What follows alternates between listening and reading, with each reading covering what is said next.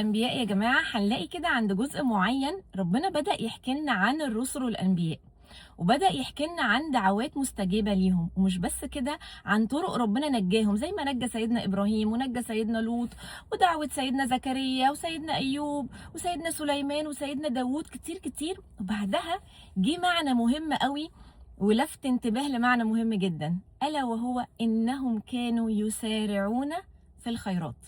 ناس كتير قوي يا جماعة جواها خير وبتحب تعمل خير، بس في بقى سرعات مختلفة. في اللي بيحب يبقى قاعد كده والظرف يجي لحد عندي وحد يجي لحد عندي، حط لنا يا باشا في الظرف عشان نتبرع ونعمل، تمام. وفي ناس بتروح تاخد مبادرات تعمل بس بالراحة شوية.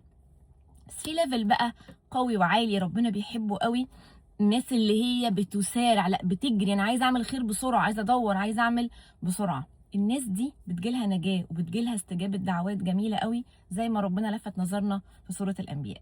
علشان كده تعالوا مع بعض نتعاون مع مؤسسه مصر الخير، عامله مبادره الخير على ايدك، هدفها ان احنا نفك كرب 2000 غارم وغارمه يا رب باذن الله قبل العيد، كده نسارع في الخيرات، نلحق كده نفك كربهم قبل العيد وقبل عيد الام، يخرجوا كده وسط اسرهم يفرحوا ويتهنوا كده بيهم يا رب، ويفرحوا وربنا يكبر بخاطرهم كده في العيد ان شاء الله ويتجمعوا.